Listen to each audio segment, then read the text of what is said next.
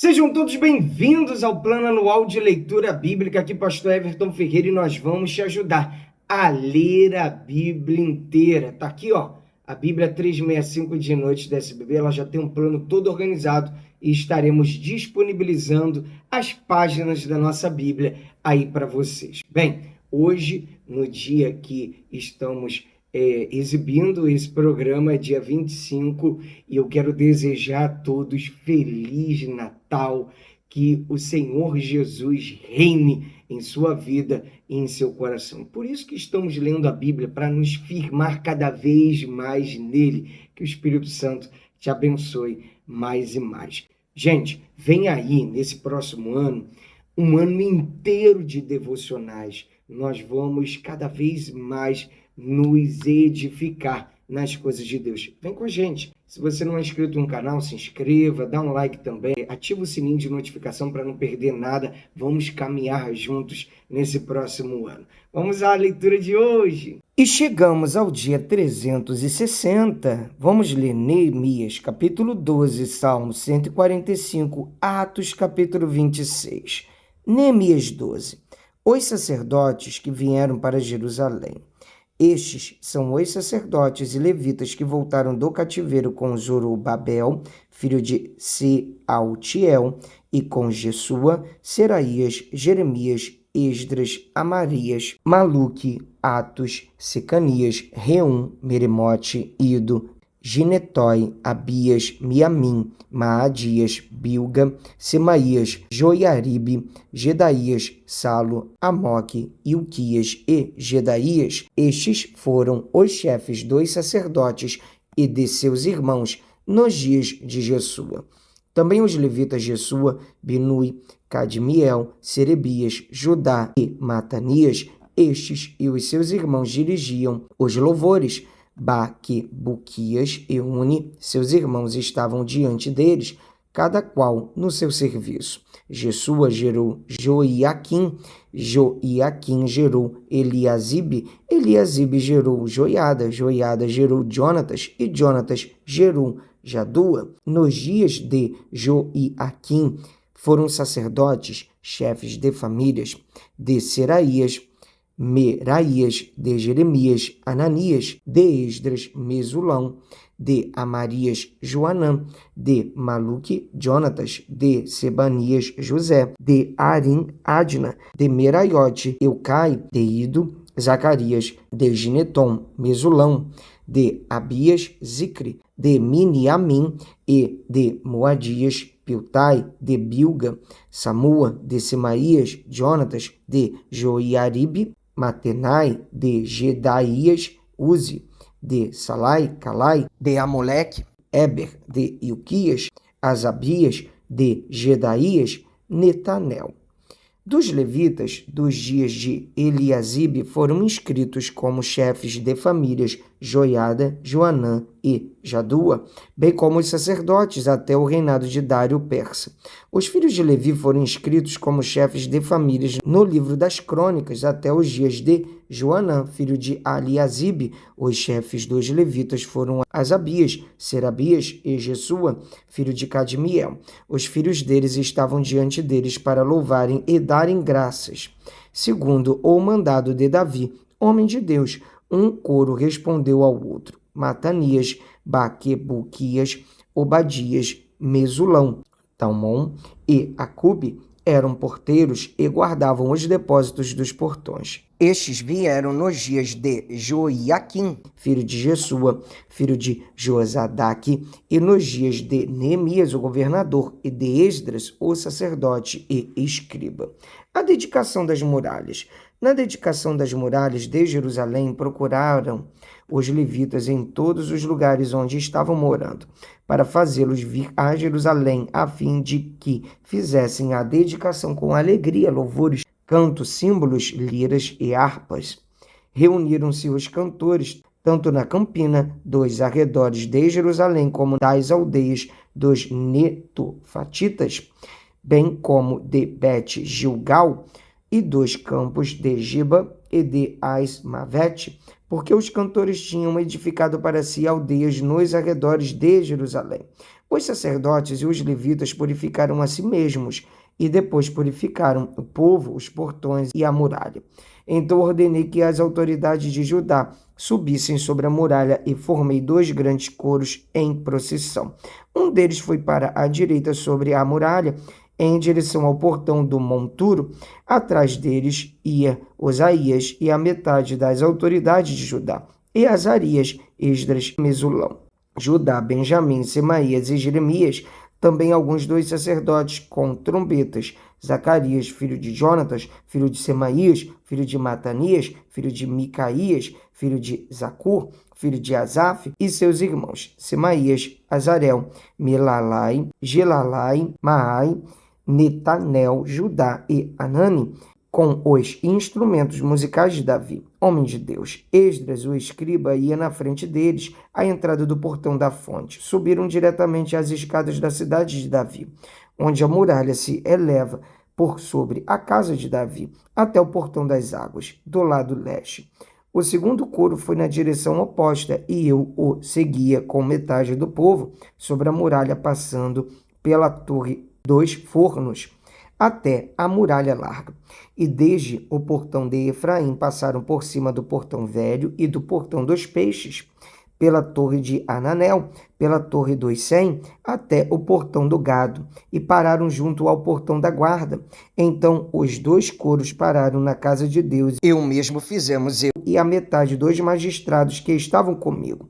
Os sacerdotes Eliaquim, Maazeias, Miniamim, Micaías, Elioenai, Zacarias e Ananias iam com as suas trombetas, e também Maazeias, Semaías, Eleazar, Uzi, Joanã, Malquias, Elão e Ézer, e os cantores se faziam ouvir sob a direção de Jesdaías.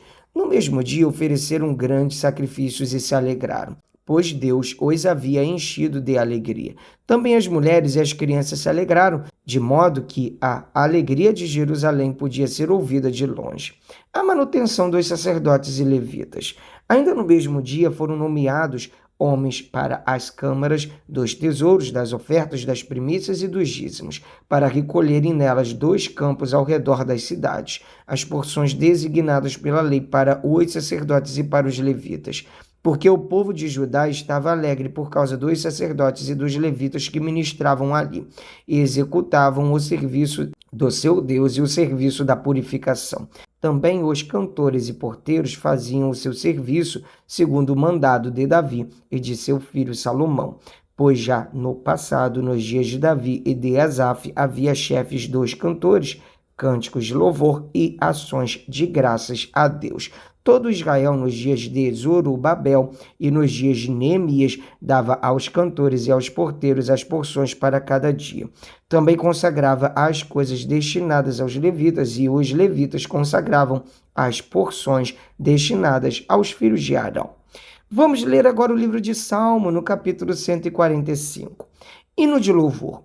Louvores de Davi. Eu te exaltarei, ó Deus meu e Rei.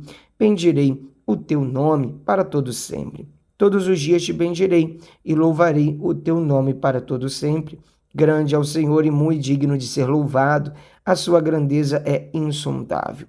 Uma geração louvará a outra geração as tuas obras e anunciará os teus poderosos feitos. Meditarei no glorioso esplendor da tua majestade, e nas tuas maravilhas falarão do poder dos teus feitos tremendos, e eu anunciarei a tua grandeza. Divulgarão a memória da tua imensa bondade, e com júbilo celebrarão a tua justiça.